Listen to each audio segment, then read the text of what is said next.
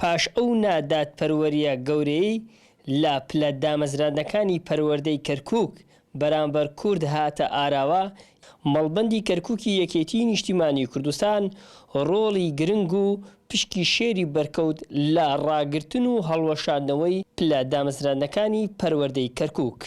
مەڵبەند و لەگەڵ فراکسیۆنی یەکێتی ئەندام پەرلەمانەکانی کەرکووک بەتایبەت بەبێ جیاوازی هەوڵ و کوششی زۆریاندا زۆرش پێوە ماندوو بوون و لە سەروی هەمویانەوە برای بەڕێزمان کاک ئاسۆ یەکێک بلەوانەی زۆر پشتیوانی ئەوەیە کرد کە بە عادیلانە کورد 132ەکەی خۆی وەربگرێ و قبولی نەبوو بە هیچ شێوەیەک مافی یەک مناڵی کورد لەم شارە بفەوتێ. ئێمە 867 کەسمان بەرەکەی بە پێی 32ەکە کاک ئاسۆ یەکێک لەوانە لە کۆبنەکان کە تیشکی خستە سەروتی من ئامادە نیم 865 کەسم بەرکەیە لەسەر دوو مناڵە کوردەکە واز نایەنم ئەبێ ئەو حەقا وەکو خۆی وەرگرین. ئێمە وەکو مەڵبەند مەکتەبی تەوزیف نین، ئێمە دیفاعەکەین لە هەموو ئەو خوێندکارە کوردانی کە لەم شارە دانیشتون بەبێ جیاوازی ڕەنگەکان. وەکو کورد ئێمە دافعێکی بەقوەتە بین بۆ ئەوەی حەقیان نەفەوتیە، غەدریان لێ نەکرێ، مافەکانیان داگیر نەکرێ. ئێمە هیچ پەیوەندیەکمان بە تەعیناتەوە نییە، ئێمە تەعینی کەینیان ئێمە تەعینی نەکەین. ئێمە تەنها دیفاعەکەین لە هەموو تەلەبێکی کورد کە لەم شارەیە. لقی کەرکووکی یەکێتی مامۆستایانی کوردستان ڕۆڵی بەرچاویان گێڕا لە ڕاگرتن و هەڵوەشاندنەوەی پلە دامەزراندنەکانی پەروەردەی کەرکووک. داوامە لە حکومەتی عێراق کە ئەم هەڵەیە کردوێتی چاچی بکە.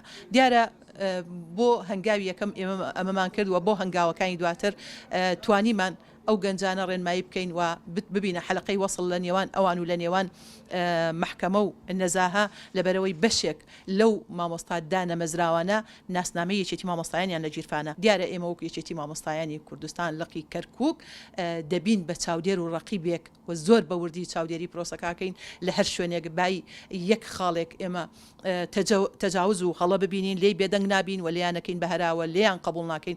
بۆیە جێی خۆیەتی لێرەوە من لە ڕێگایم کەناڵە بەڕێزەی ئێوە سەرجەم ئەو دەرچوانە گەنجەکانمان هەموو ئەوانی کە لە شاری کەرکووک ومێدیان بەو دامەزراندانەیە دڵنیایە نەکەینەوە ئێمە نایلین مافی کەس بخورێ و شەڕ لەسەر دوا مافی یەک بە یەکیانەکەین.